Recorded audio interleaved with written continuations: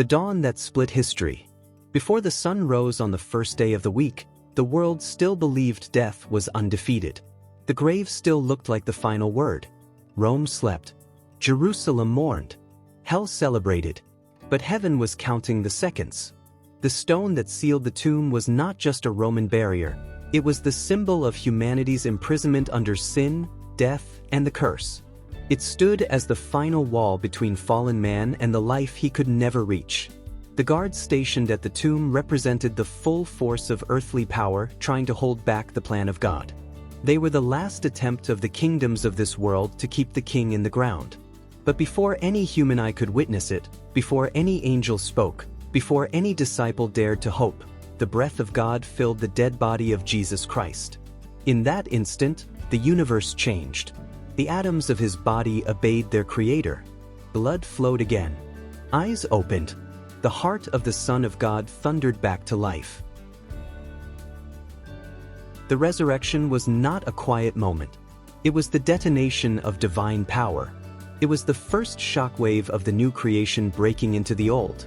The stone did not roll away to let Jesus out. It rolled away to let the world see in. The tomb was already empty when the angel touched the stone. The guards collapsed like dead men because the living king walked out. Heaven's authority overwhelmed earth's resistance. The one who had been crucified stood upright in immortal glory. The resurrection was not a reversal of death. It was the destruction of death. Death did not lose a battle. Death lost its throne. When Jesus stepped out of the tomb, he did not return to the life he had before. He rose into a life that had never existed in humanity until that moment, glorified, incorruptible, eternal. The King who cannot die. The risen Christ is not a ghost, not a vision, not a symbol. He is a bodily king, flesh and bone, resurrected in power. The same body that was pierced is the body that now reigns. His scars remain, not as wounds but as royal insignia, the eternal proof of victory. Heaven recognizes him by the marks of his triumph. The resurrection is the Father's public declaration that Jesus is the true Son, the true Messiah, the true King. The cross was the payment, the resurrection was the receipt. Every prophecy from Genesis to Malachi converged on this moment. The seed who would crush the serpent's head had done exactly that. The resurrection is the vindication of Christ's identity. Every claim he made, Son of God, Son of Man, Lord of the Sabbath, I am, is validated by the empty tomb. The resurrection is the divine announcement that the kingdom of darkness has been judged. Satan's authority has been shattered. His legal claim over humanity has been revoked. The risen Christ is the first human to ever walk out of death by his own authority. Others were raised, but only he rose by his own power. He is the firstfruits, the prototype of the new humanity God is creating. What happened to him will happen to all who belong to him. The resurrection is the moment the eternal King begins his eternal reign. The cross was his battlefield. The resurrection is his coronation. When Jesus rose, he did not simply return. He ascended upward into a dimension where death cannot follow. He is alive forevermore. The witnesses who saw the impossible. The first witnesses were not kings, priests, or scholars. They were women whose testimony the culture dismissed. God chose the humble to announce the greatest truth in history. Mary Magdalene stood at the tomb weeping, believing she had lost everything.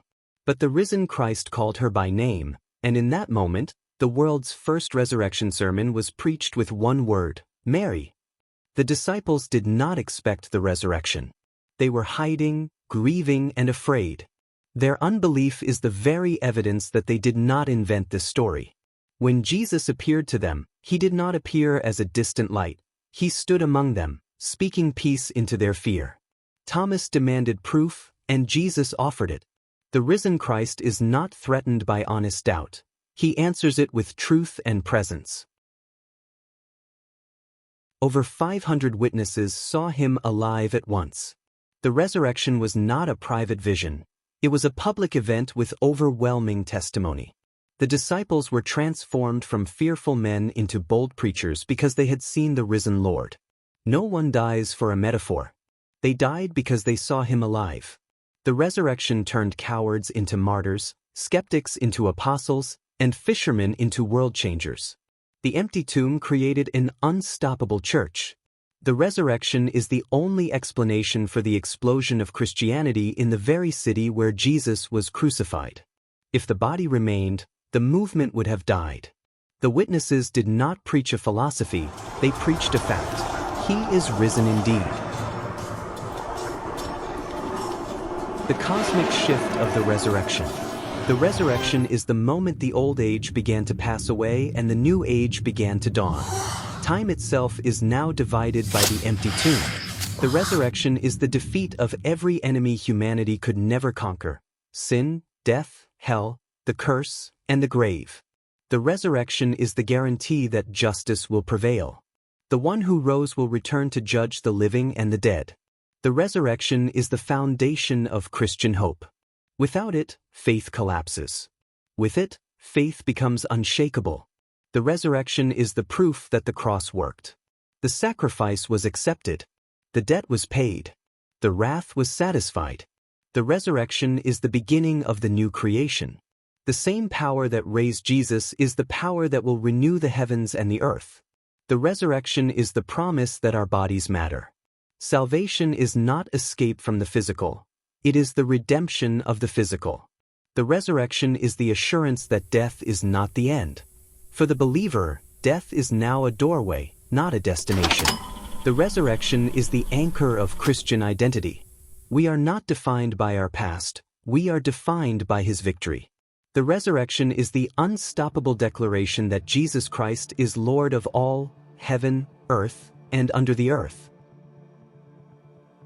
The personal impact of "He is risen."